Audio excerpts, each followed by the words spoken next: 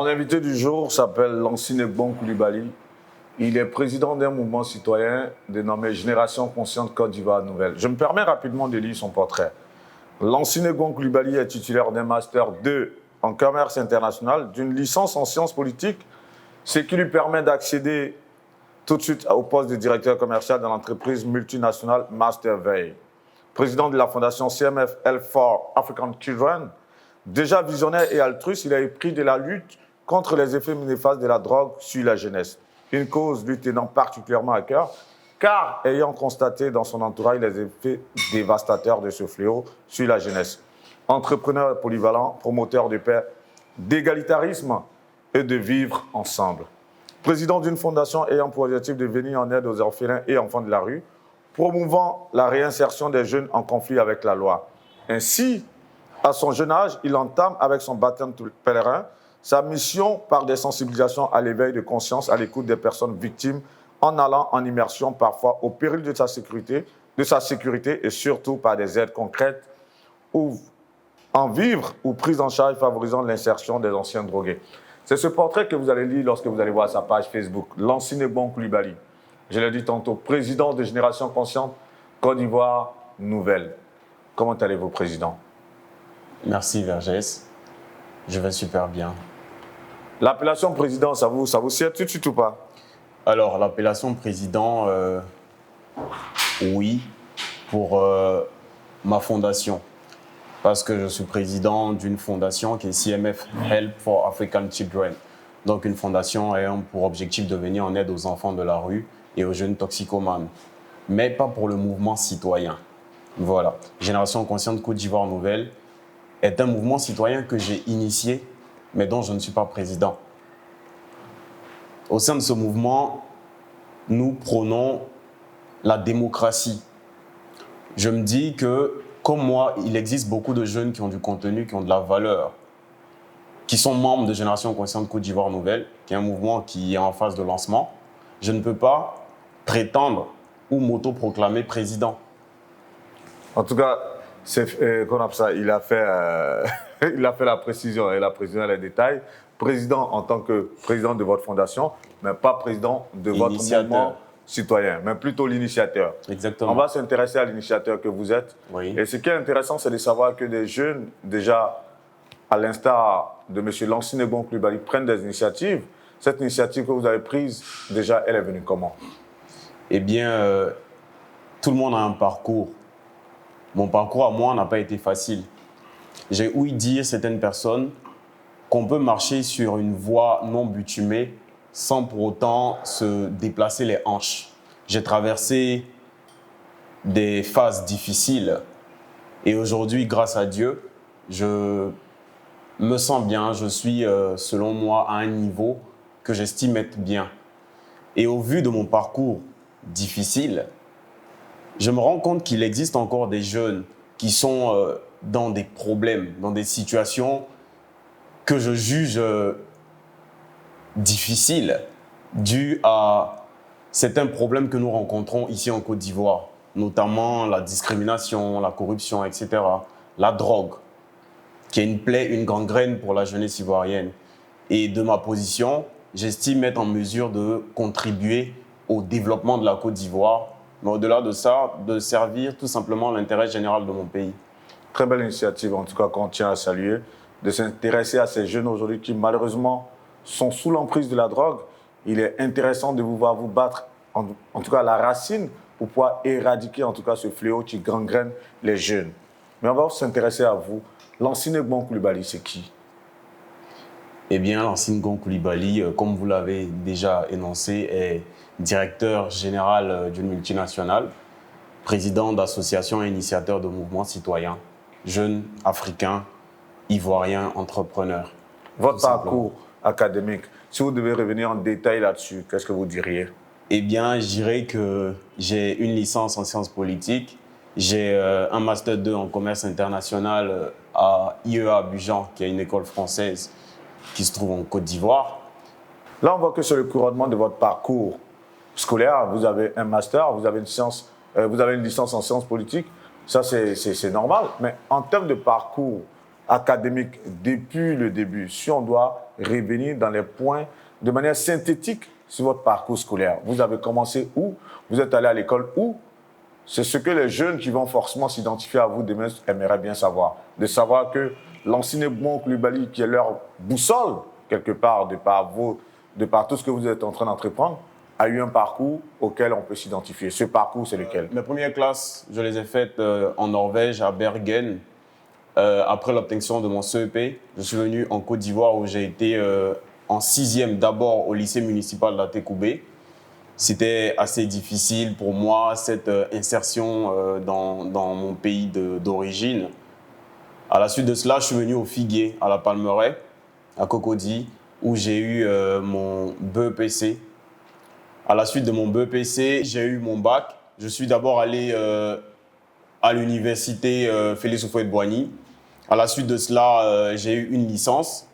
Je suis par la suite allé à IEA Abidjan, vu que je voulais retourner. Mon objectif était de retourner en Europe parce que j'estimais que la Côte d'Ivoire n'était pas comme je souhaitais. Enfin, je me voyais pas travailler en Côte d'Ivoire. Je me voyais dans un autre pays et j'étais donc dans une université française, IEA Abidjan, où j'ai eu un master 2 en commerce international.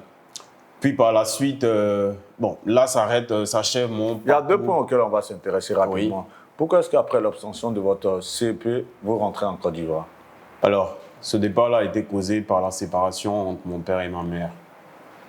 Il y a eu un divorce, il devait avoir un procès, il y a eu un procès et je devais venir choisir soit la paternité, soit la maternité. Pour la garde? Pour la garde. Du coup, je suis venu et ils ont réussi à régler à l'amiable. Mais j'ai été obligé d'aller rester avec ma mère. Donc, je suis allé chez ma mère qui n'était plus avec mon père. De chez ma mère qui était major à Yopougon, à Bobo-Doumé. J'ai fait une année au lycée municipal d'Atekoubé, donc la classe de 6e. Et c'était un peu difficile parce que ce lycée-là, j'y étais. Je ne vais pas parler de réputation, donc il y avait beaucoup de, je vais dire, excusez-moi d'être tranchant, mais de criminalité. Parce qu'il y avait de la drogue qui circulait, en ce temps en tout cas. Il y avait beaucoup de violence. J'ai dû quitter le lycée, donc quitter ma mère pour revenir vers mon père. J'étais au Rosier, à la Palmeraie. Et là, j'ai été réinscrit au Figuier, où j'ai fait mes classes jusqu'à ce que j'obtienne le bac. Et il y a eu cette crise et tout ça, la crise en Côte d'Ivoire et tout. J'ai perdu mon père et j'étais obligé de retourner avec ma mère. Donc, je suis reparti avec ma mère qui était mariée avec quelqu'un d'autre.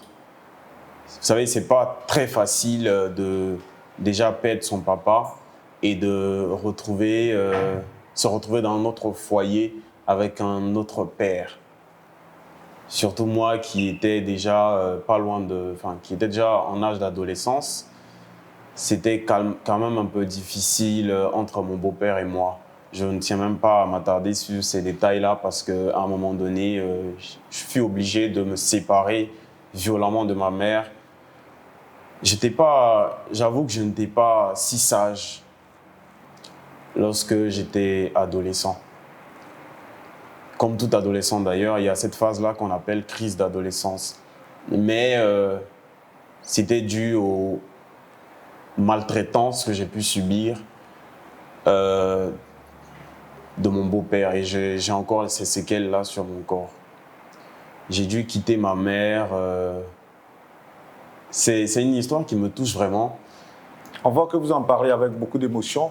Mais comme le dit la maxime, nous sommes tous le fruit de nos épreuves et de nos expériences. Forcément, cela vous a forgé dans le cursus existentiel, de sorte à ce qu'aujourd'hui, on vous voit monter du jour au lendemain, on va dire, un mouvement citoyen pour aider les jeunes. Forcément, tout s'explique par là aussi, quelque part, de par ce vécu. Bien sûr, vous savez, j'aime le dire, c'est que toute expérience a de la valeur. J'ai beaucoup appris, j'ai quitté ma mère par choix. je suis parti de la maison. J'étais à l'université. Quand j'ai eu ma licence, je voulais retourner en Europe. Parce que pour moi, j'avais plus ma place en Côte d'Ivoire. Je suis allé donc à IEA à Abidjan. Ma mère m'a un peu aidé, j'avoue, mais j'ai dû... Alors, j'explique cette anecdote-là. Donc, j'ai pris une résidence estudiantine où j'étais logé avec 6 filles. J'étais le papa de la maison, voilà. Et donc, j'allais à l'école. À la 7e tranche, j'allais à l'école, à l'université.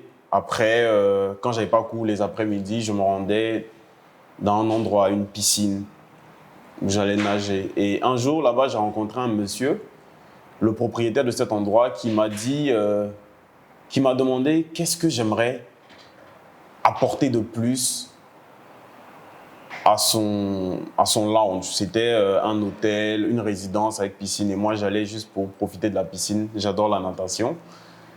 Et là, j'ai commencé à lui donner des idées.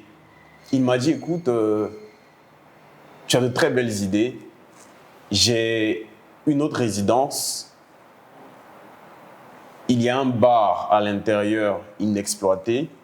J'aimerais que, si tu veux, tu exploites ce bar-là. En tant que gérant. En tant que gérant et propriétaire, tout simplement. Parce que le bar, il existait depuis 2004. Il a arrêté de l'exploiter, mais c'était encore son coin. J'ai dit, OK, pas de souci. Il m'a dit, fais-moi un devis. J'ai fait un devis. Il m'a dit, tu paieras la moitié et je t'aiderai avec la moitié. Je ne le connaissais pas. Je pense que Dieu m'a beaucoup aidé. À cette période de ma vie, c'est un soir, je priais pour ramasser de l'argent. Je vais dire, je pouvais appeler ma mère.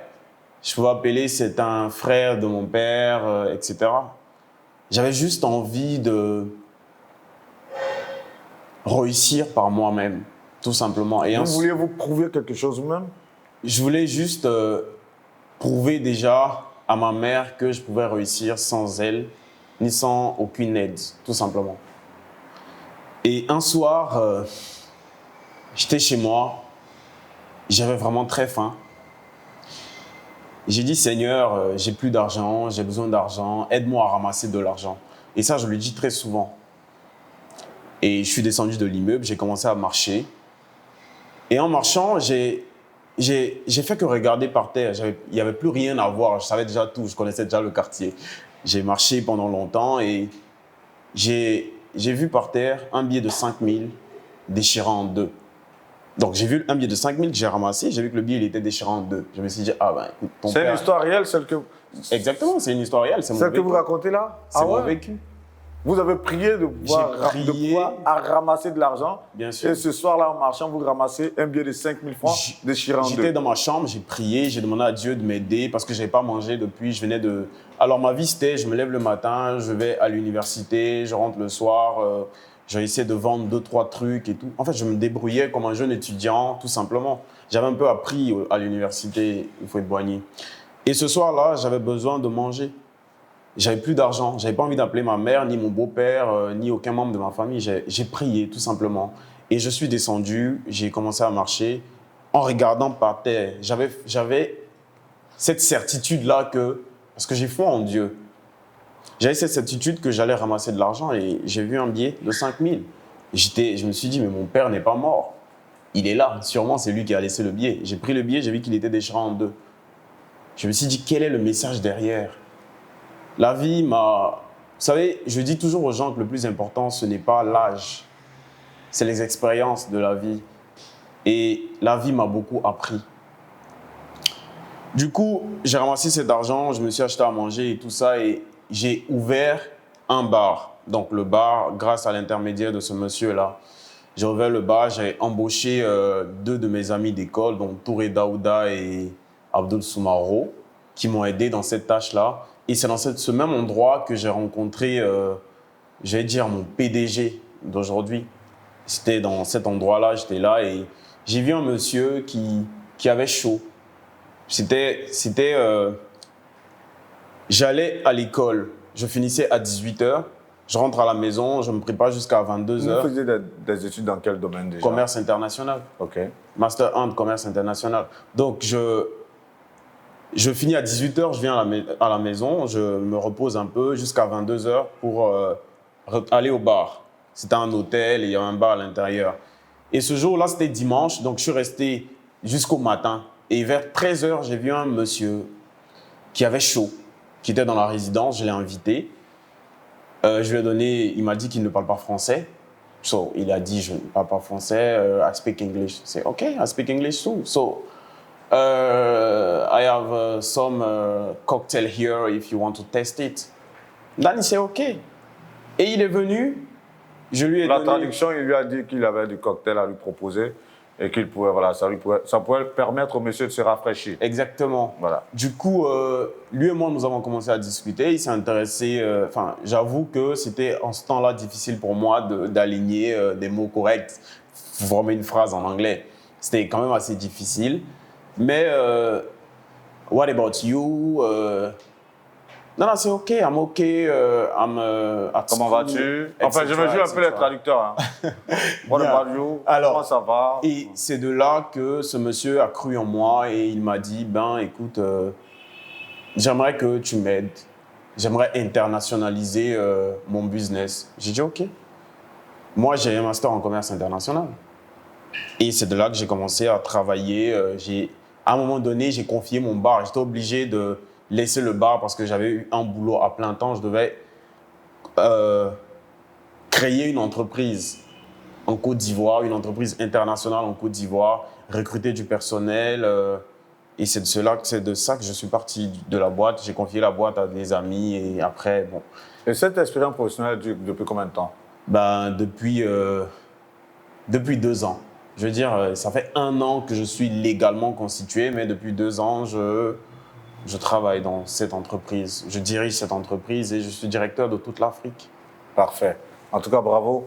Ce qui nous intéresse fortement, c'est ce que vous faites pour ces jeunes-là, surtout leur réinsertion, tous ces jeunes qui sont sous l'emprise de la drogue. Comment ça vous vient à l'idée de monter, on va dire, ce mouvement citoyen pour aller à la rencontre de ces jeunes?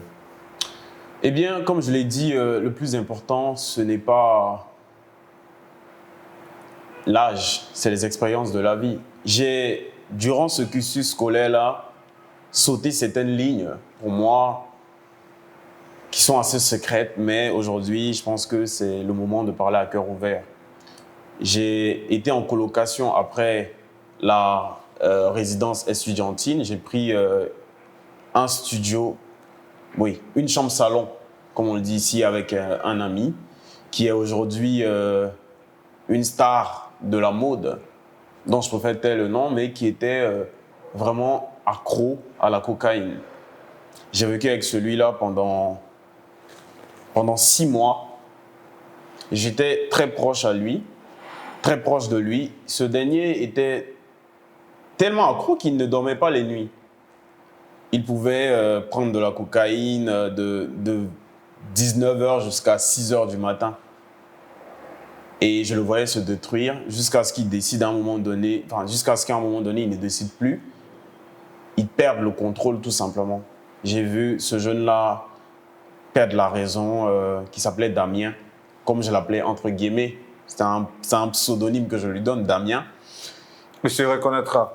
Il se reconnaîtra. Aujourd'hui, je suis très fier de lui parce qu'il a réussi à entendre ce que je voulais lui dire depuis longtemps. Il s'est retrouvé dans un endroit, dans un asile psychiatrique. Il avait été testé schizophrène à cause de la cocaïne et tout ça. Ça, c'est une première expérience. Au-delà de tout ça, je suis à Cocody. Je suis en Côte d'Ivoire. Je n'étais pas censé rester en Côte d'Ivoire. Je vois plusieurs jeunes. Je ne suis pas statisticien, comme on le dit.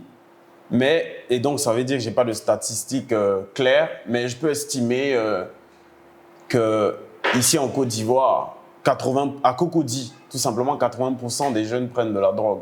Et ça, de quel âge à quel âge? Enfin, de 14 ans à, je dirais, à plus. Parce qu'on a certaines mêmes autorités d'où... vous savez, il y a une intervention, je sais pas, au niveau de San Pedro, où il y a le commissaire de la police criminelle qui a été impliqué dans de la cocaïne, etc. Donc, à partir de 14 ans, c'est un phénomène qui commence à partir de 14 ans. De 14 ans jusqu'à un certain âge de maturité ou à Ce constat que vous avez fait de la consommation abusive de la drogue par les jeunes, ce constat date de quelle période de la Côte d'Ivoire? Enfin, c'est depuis combien d'années que ce fléau existe quelque part? Eh bien, je pense que ça, c'est un sujet assez délicat. Je suis d'une famille politique. J'aimerais pas entacher la réputation de mon pays. Je pense que la drogue a toujours existé en Côte d'Ivoire. Depuis le premier président de la Côte d'Ivoire, depuis que la Côte d'Ivoire est Côte d'Ivoire, la drogue a Enfin, je toujours veux dire, dans existé. tous les pays du monde, de toutes les Voilà, façons, dans le tous les trafic de pays du drogue, monde. voilà. Mais ce phénomène-là est entré en vogue après la crise post-électorale. C'est le constat que je peux faire. Et d'autres diront que c'est avant la crise. Moi, c'est après la crise post-électorale que j'ai pris conscience de tous ces phénomènes de drogue. Et aujourd'hui, il y en a partout. Partout en Côte d'Ivoire. Il y a eu une saisie lorsque Feu Excellence Ahmed Bakayoko était malade. Il y a eu une saisie de 2 tonnes de cocaïne à Cocody, donc estimée à plus de 14 milliards de francs CFA. Il y a eu tout récemment une autre saisie après la mort de l'excellence Ahmed Bakayoko, une saisie de cocaïne dans une ville dans laquelle le commissaire de la police criminelle, une autorité qui est censée protéger la jeunesse, a été impliqué. Donc la drogue existe depuis toujours. Et c'est au vu de tout ce constat que vous êtes dit il faut prendre son bâton de pèlerin, il faut aller aider ces jeunes, il faut aller leur porter un message. Et votre combat, vous l'avez commencé depuis quand? Au-delà de ce constat de drogue, il y a autre chose. Il y a l'inégalité. Combien de jeunes aujourd'hui ont des emplois grâce à des relations? Combien de jeunes aujourd'hui ont des diplômes mais n'ont pas d'emploi?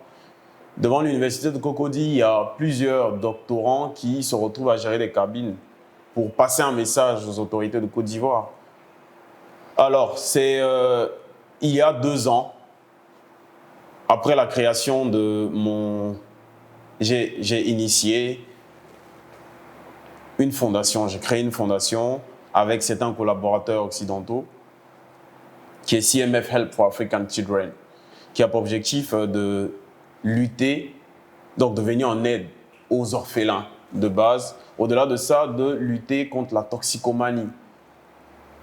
Je vois que la toxicomanie, la drogue est un frein au développement des jeunes Ivoiriens. Et je me suis rendu compte que ce n'était pas suffisant. J'ai mené des actions dans ce sens, mais ce n'était pas suffisant. Je me suis dit, d'accord, alors ce qui va se passer, moi et...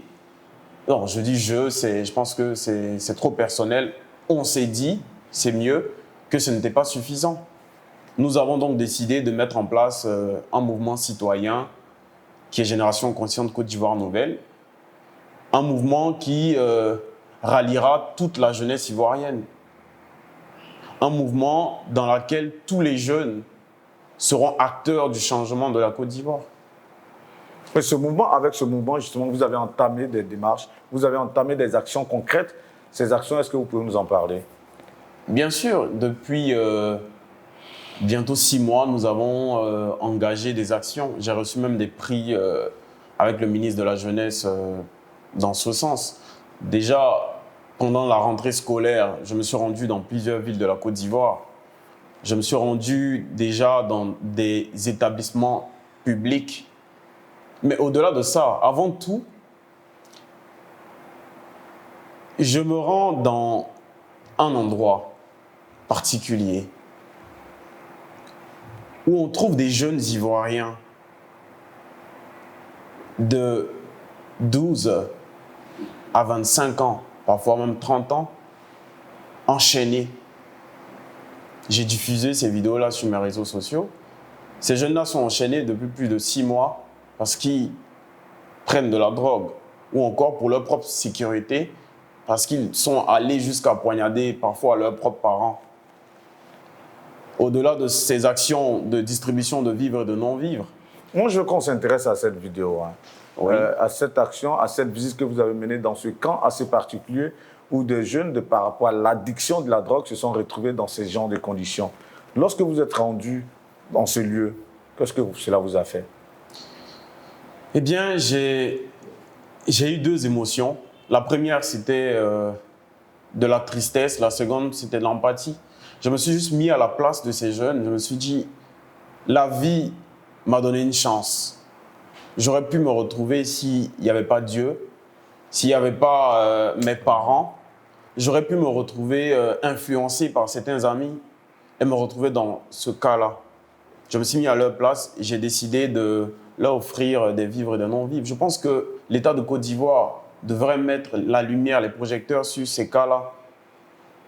Cela se passe en Côte d'Ivoire. Combien de personnes savent qu'il y a des endroits comme ça qui existent en Côte d'Ivoire où il y a des enfants, des Ivoiriens de 12 à plus de 30 ans qui se retrouvent enchaînés là-bas depuis plus de 6 mois. Et quand je dis enchaînés, c'est vraiment enchaîné. Je ressens tout le temps, parce que je vais de temps en temps là-bas, je vais les voir chaque début de mois, je leur offre des vivres et des non-vivres, j'essaie de leur donner de l'espoir, leur faire comprendre qu'il y a un temps pour tout. Aujourd'hui, vous vous retrouvez enchaînés, mais si vous suivez bien le traitement, se peut que vous soyez... il y a des chances que vous soyez comme moi, et plus que moi d'ailleurs. Voilà. Aujourd'hui, nos médias, au lieu de mettre l'accent sur ces cas-là, font la promotion de la médiocrité, mais je pense que tout cela fait partie du système, comme on le dit. De toute façon, de par votre interview, forcément, cette visite aura quelque part de l'écho. Lorsque vous échangez avec ces jeunes, qu'est-ce qu'ils vous disent en retour? Généralement, 1% de ces jeunes sont lucides ou encore sont conscients. La majorité d'entre eux sont schizophrènes. La majorité d'entre eux n'ont pas la capacité d'aligner des mots. On peut les estimer à combien dans ce camp? Une trentaine de jeunes. Et ce camp-là est un camp de redressement, comme on le dit, mais très traditionnel. Donc, ils vivent dans une cour, ils mangent une fois par jour. Pour ceux qui ont des parents qui peuvent leur apporter la nourriture, ok. Sinon, ils sont suivis par un vieux de 80 ans qui, par le biais de ses herbes et de sa fumée, prétend les aider. Je pense qu'il peut le faire. C'est pour ça qu'ils sont là-bas. Certains arrivent à s'en sortir? Certains arrivent à s'en sortir. Beaucoup arrivent à s'en sortir grâce à ce vieux-là. Il y a eu des cas, justement, de personnes... Justement, il y a eu le cas de cet ami dont je parlais, Damien, qui est sorti de là et qui aujourd'hui n'est plus ici. Grâce à Dieu, il est quelque part en train de mener ses activités. Au-delà de ça, je vois d'autres personnes qui sortent et qui reviennent, etc. Il y a des cas réels de guérison. Mais ce vieux-là, quand je m'entretiens avec lui de temps en temps, il me dit qu'il y a des cas qu'il refuse tout simplement parce qu'il n'a plus de place dans cet endroit. Et donc, ces jeunes-là se retrouvent à 30, enfermés dans une pièce sans fenêtre, avec juste une seule porte. Ils font leurs besoins la nuit dans un seau. Des jeunes Ivoiriens, et ça se passe en Côte d'Ivoire, ça se passe chez nous. Mais personne ne met des projecteurs sur ces jeunes-là. Personne ne s'intéresse à ces jeunes-là. Les médias de Côte d'Ivoire diffusent des images de... Monsieur Lansana-Gbon Coulibaly a un message à faire passer aux autorités et aux Ivoiriens en général. C'est de savoir que ça se passe en Côte d'Ivoire. Il y a des jeunes qui, à force de consommer la drogue, se retrouvent dans un camp à Yopougon. Ça se passe en Côte d'Ivoire, en plein cœur d'Abidjan. Il faut braquer la lumière sur ces jeunes. Il faut mener beaucoup de campagnes de sensibilisation de sorte à ce que des jeunes ne se retrouvent pas dans ce cas. Monsieur Lansana, je pense que le message va passer. Toujours est-il que vous essayez, en tout cas à votre humble niveau, de mener ce combat et vous le menez maintenant depuis 6 mois. Est-ce que vous avez un petit bilan à mi-parcours au vu des différentes actions posées? Oui, aujourd'hui, le mouvement citoyen compte plus de 5000 adhérents en Côte d'Ivoire. Nous avons entamé une campagne de sensibilisation sur le sujet de la drogue en milieu scolaire et encore aussi sur le sujet des grossesses en milieu scolaire. De ce fait, je me suis rendu dans plus de 10 villes en Côte d'Ivoire dont à Beauville, à Lépée, Tia-Salé. Tout dernièrement, j'étais à Korogo. Voilà. Dans ces villes-là, pendant la rentrée, ce que je faisais, c'est que je me rendais là-bas. Nous nous rendions là-bas. J'avoue que je ne suis plus seul aujourd'hui. Avec votre équipe, bien entendu. Avec mon équipe, que je tiens à saluer. Des jeunes qui ont du contenu, qui sont déterminés. D'abord, nous nous rendons dans les établissements publics. Vous faites du bénévolat, hein? Du bénévolat. Okay. Dans les établissements publics où monsieur tout le monde peut inscrire son enfant. Dans ces établissements-là, nous sensibilisons nos jeunes frères sur le sujet de la drogue, aussi sur le sujet des grossesses en milieu scolaire. Dans ces établissements-là, nous créons des clubs anti-drogue composés des élèves de l'établissement.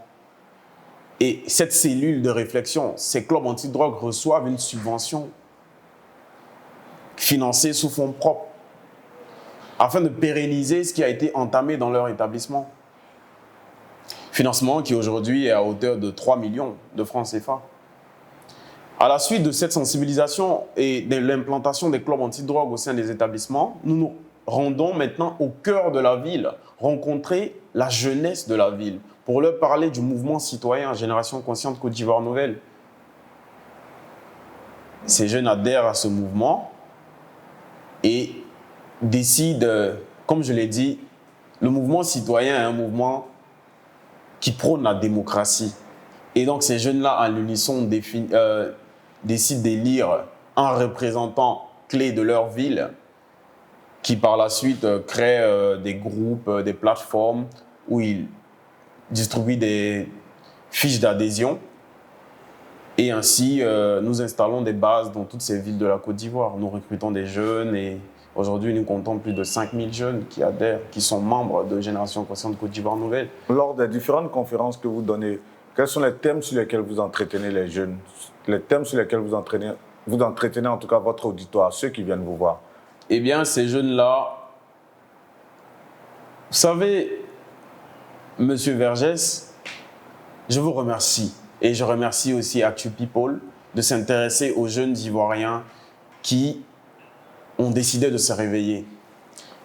Alors, vous savez, Génération Consciente Côte d'Ivoire Nouvelle a un cadre d'action, de réflexion et d'orientation de la jeunesse ivoirienne pour la jeunesse ivoirienne.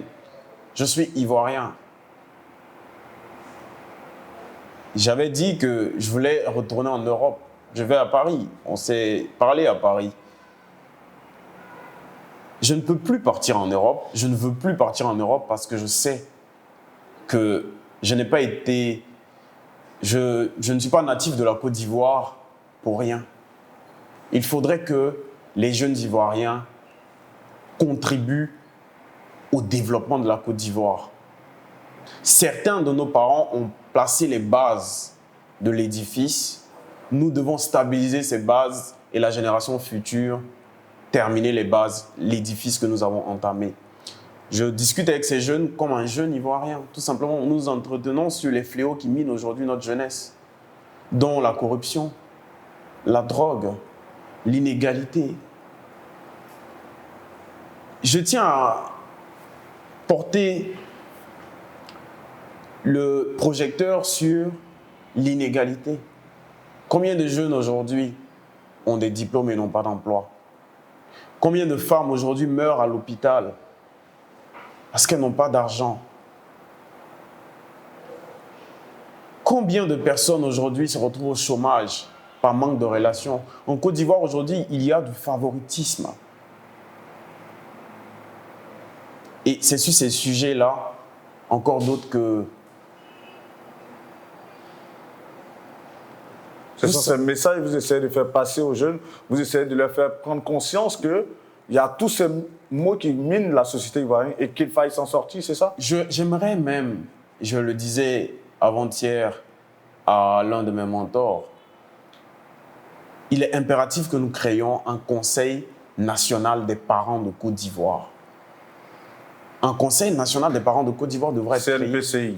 Exactement, et cela sera créé d'ici peu, afin que nous puissions contacter et nous puissions, tous les parents de Côte d'Ivoire puissent s'assembler et réfléchir sur le cas de la génération actuelle.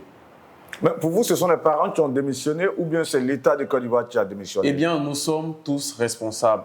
La jeunesse de Côte d'Ivoire doit savoir que c'est nous l'État, en réalité. C'est nous l'État de Côte d'Ivoire. C'est chacun d'entre nous qui doit polir la pierre, tout simplement.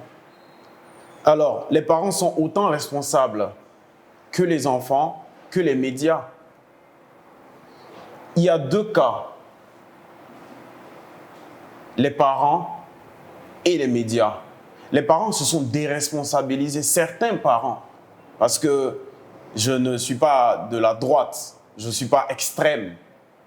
Il y a certains parents qui se sont déresponsabilisés de l'éducation de leurs enfants. Au-delà de ces parents-là, vous savez, il y a en Côte d'Ivoire 3 types de jeunes. Il y a ces jeunes-là qui se disent que l'herbe est plus verte ailleurs, donc qui préfèrent, ils le disent, on va à Lampé. Donc prendre un bateau, aller risquer leur vie, voilà, pour aller en Europe, pour encore se rendre compte que ce n'est pas ce qu'ils croient voir, ce qu'ils voient dans les films. Vous êtes allé en Europe, je suis allé en Europe, j'y ai été et j'irai encore. Mais je ne peux pas aller m'installer en Europe parce que je sais que l'avenir se trouve en Côte d'Ivoire, pas à Paris. C'est saturé, Paris. Ce qui est intéressant, c'est que vous êtes optimiste et c'est pour ça que vous menez des actions de sorte à faire prendre conscience aux jeunes. Et ça, on l'entend super bien. En tout cas, avec vous, on se croirait sur un débat, sur un plateau de débat. Telles les thématiques, les thèmes viennent et que vous apportez en tout cas pas mal de contributions. Mais lorsque vous voyez en tout cas votre combat que vous êtes en train de mener auprès des jeunes, est-ce que vous pensez qu'il y a des échos favorables? Est-ce que vous pensez qu'il y a de l'espoir quelque part par rapport au combat que vous menez? Bien entendu, je me rends dans des villes et dans ces villes-là, je rencontre des jeunes qui sont motivés, des jeunes qui savent qu'il y a quelque chose à faire, des jeunes qui croient en eux, mais qui ont peur, tout simplement. En Côte d'Ivoire, il y a beaucoup de peur. On a peur de s'exprimer. La liberté d'expression est une conspiration aujourd'hui. On parle de 20 ans quand tu t'exprimes. Enfin, pour certains cas, et j'ironise, tout simplement. Je disais donc qu'il y a 2 cas. Il y a les parents et il y a les médias. Les médias aussi, aujourd'hui, font la promotion de la médiocrité. Tout simplement. On invite des gens à la télé pour... Nous avons des personnes qui se disent entrepreneurs, qui ont décidé de poser leur candidature pour être maire du plateau, par exemple. Je préfère même taire le nom, qui aujourd'hui sont des pseudo-génies de la communication, mais qui sont très capitalistes, qui préfèrent inviter des gens qui vont créer de l'audience afin de maximiser du profit. Vous êtes à la tête d'un mouvement citoyen, mais vous m'avez l'air politiquement très engagé. Eh bien, tout le monde fait de la politique. Si tu ne fais pas de la politique te fait, tout simplement. C'est ce qu'on dit. Je pense que je suis plus social que politique. Mais en réalité... Pour l'instant, peut-être. On verrait votre mouvement se mieux un jour en mouvement politique, pourquoi pas? Parce que tel qu'on voit votre engagement, tel qu'on voit vos prises de parole, tel qu'on voit les différentes thématiques que vous abordez lors de cette interview, en tout cas c'est le constat que je fais, on vous voit politiquement engagé. Eh bien, un mouvement citoyen peut être un mouvement de soutien, tout simplement. Comme je l'ai dit, je crois aux Ivoiriens, aux jeunes Ivoiriens, je crois en la jeunesse ivoirienne. C'est pour ça que nous avons entamé cette campagne de recrutement. Je sais que dans ce mouvement citoyen, il y aura forcément des futurs présidents, des futurs maires, des futurs députés. J'y crois tellement, dur comme fer. J'ai foi en ces jeunes. Et comme je l'ai dit, le mouvement citoyen peut être un mouvement de soutien. Si aujourd'hui, vous, M. Vergès, je suppose que vous adhérez à ce mouvement citoyen. Si aujourd'hui, vous voulez être président de la Côte d'Ivoire, nous, les membres de Génération Consciente Côte d'Ivoire Nouvelle, allons voter pour vous. Parce que nous savons donc que... vous allez susciter en votre sein un candidat pour demain diriger aux destinées de la Côte d'Ivoire? Il se peut, comme je dis, qu'il y ait au sein du mouvement citoyen des potentiels politiques, tout simplement. Et donc, ce mouvement citoyen sera, s'il y a en son sein des potentiels candidats pour la magistrature suprême, un moyen de maximiser des voix. Au-delà de ça, nous avons une jeunesse entreprenante en Côte d'Ivoire. Donc, j'ai dit 3 types de jeunes. C'est aussi un canal de distribution pour ces jeunes entrepreneurs en Côte d'Ivoire. Si aujourd'hui je veux du pain et qu'un membre de Génération Consciente vend du pain, eh bien, tous les membres qui veulent du pain iront acheter sur ce membre-là. En réalité, c'est ça l'avenir de la Côte d'Ivoire, une Côte d'Ivoire solidaire, une Côte d'Ivoire unie, mais une Côte d'Ivoire réveillée. Il y a un endormissement de conscience en masse qui se fait par les médias, par certains médias. En tout cas, les médias Non, en prennent là pour leur grade lors de cette interview. C'est clair qu'il y a une chose qui ne va pas passer sous silence lors de cette interview, c'est votre patronyme. Vous vous appelez Lansine Gbon Coulibaly. Et lorsqu'on dit Gbon, ça rappelle la grande famille Gbon. C'est quoi votre rapport avec la famille Gbon? Eh bien, la famille Gbon, c'est l'essence même de mon existence. J'allais dire que la Côte d'Ivoire est la Côte d'Ivoire grâce à la famille Gbon. Dans quel sens? En ce sens que monsieur l'ex-président, l'ex-premier président, enfin, le premier président de la Côte d'Ivoire, Félix Houphouët-Boigny, paix à son âme, avait pour mentor mon arrière-grand-père, Péléforo Soro Gbon Coulibaly. Et tous les partis politiques de la Côte d'Ivoire ont collaboré avec la famille Gbon. La famille Gbon est un pilier pour la Côte d'Ivoire. Je suis fier de ma famille et au sein de cette famille-là, il y a des... Je tiens particulièrement à apporter un hommage à mon oncle Amadou Gbon Coulibaly qui, de par sa loyauté, a su diriger la Côte d'Ivoire. Aussi à mon père, Lansine Gbon Coulibaly. J'aime ma famille et voilà. Qu'est-ce que vous voulez que je vous dise? En tout cas, un bon en cache un autre bon.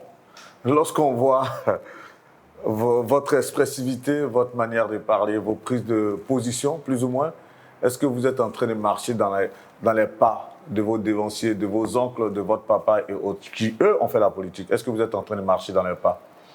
Eh bien, vous savez, je suis très croyant. Je crois en Dieu et il y a un passage dans la Bible qui dit « Ce qui fut, cela sera. Ce qui s'est fait, se refera et il n'y a rien de nouveau sous le soleil. » Si ma destinée est de un jour diriger la Côte d'Ivoire, je ne dirai pas non. Pour le moment, je suis entrepreneur et initiateur d'un mouvement citoyen. C'est le canal le plus sûr pour vous de faire passer vos idéaux, le mouvement citoyen pour vous? C'est le canal pour moi, c'est un canal de distribution pour les entrepreneurs, c'est un mouvement de soutien pour les futurs politiciens, mais c'est un cadre d'échange et d'orientation pour la jeunesse ivoirienne. Il ne s'agit pas de moi, il s'agit de la jeunesse ivoirienne, il s'agit de l'avenir de la Côte d'Ivoire. C'est de ça qu'il s'agit. Vu qu'on y est, si vous devez jeter un regard sur l'actualité politique en Côte d'Ivoire, qu'est-ce que vous diriez? Eh bien, je dirais que la Côte d'Ivoire est en route vers l'émergence, tout simplement. Je dirais que nous avons certains dirigeants qui œuvrent dans le sens de l'intérêt général et comme toujours, dans la vie, mon père me disait, Feu Gbon Coulibaly, il me disait un jour qu'il y a des crapauds et des margouillards. Vous pouvez avoir un dirigeant, un président margouillard qui grimpe à lui tout seul le mur et qui se met au-dessus du mur et qui, par la force des choses, réussit à mettre des crapauds au-dessus aussi. Ces crapauds-là, s'ils sautent et qu'ils tombent, c'est de leur faute. Mais le margouillard, il peut tomber et regrimper, tout simplement. Mais les crapauds ne peuvent pas. J'entends par là qu'il y a des dirigeants qui sont en train d'emmener la Côte d'Ivoire vers le développement. Et il y a un chapeau qu'on doit leur Mais tout le long de cette interview, ce n'est pas ce qu'on aurait pu percevoir, d'autant plus que vous avez été très critique, par exemple, par rapport à l'environnement socio-économique et politique en Côte d'Ivoire. Il y a la corruption, il y a l'inégalité. Tout le long de cette interview, on avait l'impression que c'était un pamphlet carrément à l'égard de la gestion de la Côte d'Ivoire, tant politiquement que socialement. Est-ce qu'il n'y a pas une contradiction là? Non, il n'y a pas de contradiction. Je pense que la nuance est fine. Mais ce que j'aimerais, pour enchérir ce que vous avez dit, il y a des dirigeants qui sont engagés. Et c'est d'où cet exemple que j'ai pris tout à l'heure. Il y a des dirigeants qui sont engagés, qui œuvrent pour le développement de la Côte d'Ivoire. Il y a toujours aussi certains dirigeants qui, avec leur médiocrité, œuvrent pour le déclin de la Côte d'Ivoire, tout simplement. Je ne marche pas mes mots. En Côte d'Ivoire, nous voyons à quel point le taux de corruption est dense. Mais si aujourd'hui, un cadre de la sécurité du pays, donc un commissaire de la police criminelle est impliqué dans une affaire de drogue, il y a un problème. Moi, quand je prends ma voiture et que, enfin, même pas moi, je ne suis pas le plus important de la Côte d'Ivoire. Lorsqu'un jeune lambda n'a pas de permis et prend sa voiture et qui commet une infraction et que la police l'arrête, tout simplement, là, on va au bas de l'échelle. En Côte d'Ivoire, on le sait. S'il a commis cette infraction-là, même s'il n'a pas de permis, s'il donne de l'argent aux policiers, c'est fini. Mais cet argent qu'il donne aux policiers, normalement, dans un pays où les lois sont respectées, lorsque tu commets une infraction, eh bien, il y a une contravention qui t'est donnée. Et cet argent que tu payes sert au développement du pays. Mais vous ne pensez pas que beaucoup de choses sont faites dans ce sens quand même, pour assainir un peu l'environnement Je pense qu'il y a, socio-économique? comme je l'ai dit, en Côte d'Ivoire, il y en a qui œuvrent pour le développement et dans toute entreprise. Il y en a qui font semblant de vrai, il y en a qui œuvrent vraiment. Je pense que la Côte d'Ivoire a besoin du changement, tout simplement. Un changement radical. Il faudrait qu'il y ait des jeunes dirigeants qui ont la volonté et qui font partie du mouvement citoyen Génération Consciente Côte d'Ivoire Nouvelle. Et tout est dans la dénomination de ce mouvement citoyen. C'est une génération consciente qui construit une nouvelle Côte d'Ivoire, tout simplement. Une nouvelle Côte d'Ivoire loin de la corruption, de l'inégalité, loin de tous ces maux qui gangrènent aujourd'hui notre génération, qui gangrènent aujourd'hui notre pays. La Côte d'Ivoire est un pays en voie de développement depuis combien de temps? Pourquoi aujourd'hui nous ne sommes pas développés? Qu'est-ce qu'il y a qui ne va pas? Cette Côte d'Ivoire débarrassée de tous ces mots que vous avancez là, pour vous, vous la voyez dans combien de temps? Eh bien, ça peut être demain. Ça peut être dans 10 ans. Mais en 2030, je vois une nouvelle Côte d'Ivoire avec des dirigeants respectables et respectés. Respectés pas par leur nom, non, respectés par leur mérite. Je vois une Côte d'Ivoire loin de la corruption. Je vois une Côte d'Ivoire avec des jeunes qui ont des emplois grâce à leur diplôme, donc loin de l'inégalité. Je vois une Côte d'Ivoire loin de la drogue. Je crois en cette Côte d'Ivoire. C'est pour ça que j'ai décidé de rester dans mon pays et de construire avec mes frères et mes sœurs l'édifice. La Côte d'Ivoire du changement est pour bientôt et c'est avec Génération Consciente Côte d'Ivoire Nouvelle. En tout cas, c'est ce qu'on vous souhaite. La Côte d'Ivoire n'a pas que des blogueurs, n'a pas que des influenceurs sur les réseaux sociaux, mais la Côte d'Ivoire a aussi des jeunes qui mènent des belles réflexions et qui ont de bonnes dispositions pour ce pays-là. Et ces jeunes, à l'instar de l'ancien Bon Coulibaly, se battent chaque jour dans tous les domaines de la société pour en tout cas emmener les jeunes à sortir de la drogue, pour emmener les jeunes à croire en eux et de savoir qu'ils peuvent être demain traités parce qu'ils auront fait de longues études, parce qu'ils auront eu des diplômes, ils peuvent être traités par rapport à leur mérite tout simplement. Nous avons eu une interview très très engagée, quelque part c'est mon constat. Est-ce que vous pensez que votre message que vous auriez aimé faire passer, ce message il est passé? Eh bien oui, j'ai dit l'essentiel. J'ai dit l'essentiel et je crois, dur comme fer, j'allais dire j'ai foi en la Côte d'Ivoire de demain. J'ai foi en cette jeunesse aujourd'hui qui sont des membres de Génération Consciente Côte d'Ivoire Nouvelle. Tenez-vous bien, il y a 2 semaines, j'ai reçu une photo d'un jeune que j'ai vu dans un établissement public qui était en classe de CM2 se promener dans les rues de Tia-Salé avec une sorte de pancarte où c'est écrit GCCN égale Génération sans drogue. Ce jeune a fait des photos. Il se permet, à son âge, il a quoi? Je crois qu'il doit avoir 15 ans. Il se permet de se promener dans les villes, de sensibiliser la jeunesse de Tia-Salé, étant membre engagé de Génération Consciente Côte d'Ivoire Nouvelle, sensibiliser ces jeunes-là sur le sujet de la drogue. Je crois en la Côte d'Ivoire, en l'avenir de la Côte d'Ivoire. Nous devons juste être dans le bon canal et croire en nous-mêmes, tout simplement. Et le futur de la Côte d'Ivoire dépend de nous. Si nous prenons de bonnes initiatives, je crois en la Côte d'Ivoire de demain et c'est pour ça que je suis engagé dans Génération Consciente Côte d'Ivoire Nouvelle. Et je demande à tous les jeunes de la Côte d'Ivoire de me rejoindre dans ce mouvement. C'est un recrutement qui se fera sur tout l'étendue du territoire national. Nous irons dans chaque ville, chaque village, frapper à chaque porte, donner la possibilité à tous ces jeunes qui ressentent en eux-mêmes l'envie de diriger la Côte d'Ivoire, l'envie de diriger la Côte d'Ivoire vers le sommet, vers le développement, vers l'émergence, la vraie émergence. On pourrait dire de Lansina-Gbon Coulibaly que c'est un self-made man. Il s'est battu, il a su se construire lui-même de par ses épreuves et par ses expériences. Aujourd'hui, il a un idéal, c'est de voir une Côte d'Ivoire transformée, une Côte d'Ivoire nouvelle. Et ça, il le promeut à travers son creuset qui est Génération Consciente Côte d'Ivoire Nouvelle. C'était l'invité d'Actu People. Monsieur Lansina-Gbon Coulibaly, si vous avez un dernier mot, un message fort à faire passer, ce serait lequel? Eh bien, si j'ai un message fort à faire passer, je dirais à ces jeunes aujourd'hui qui sont dans le désespoir, ces jeunes-là qui se disent qu'il est perdu d'avance et que l'avenir se trouve autre part.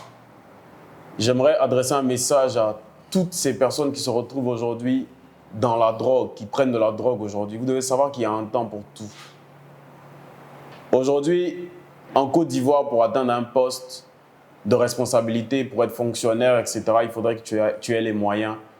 Mais demain, tu auras ce poste grâce à ton travail, grâce à tes mérites. Aujourd'hui, tu prends de la drogue, tu es perdu. Je sais comment tu te sens et c'est pour ça que je me bats pour toi. Il y a un temps pour tout, décide du changement et le changement, c'est maintenant. Le changement, c'est avec Génération Consciente Côte d'Ivoire Nouvelle. Je crois en vous et je crois en Dieu, tout simplement. Merci, monsieur Lansina-Gbon Coulibaly. Merci à vous, monsieur. Merci pour ce message poignant qui, on l'espère, atteindra tous les jeunes de Côte d'Ivoire. Je pense qu'il n'y avait pas meilleur canal pour vous parler.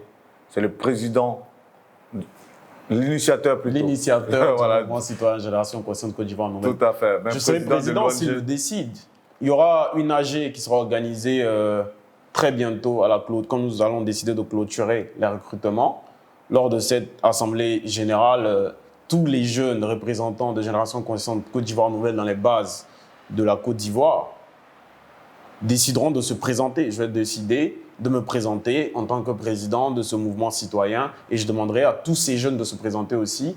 Et ensemble, on va élire un président, tout simplement. Je suis l'initiateur, mais je ne suis pas encore le président.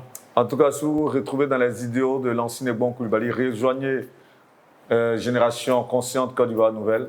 C'est votre espace d'échange, votre espace pour pouvoir partager des valeurs et surtout décider de la Côte d'Ivoire de demain. Nous, on a pris un grand plaisir à échanger avec lui.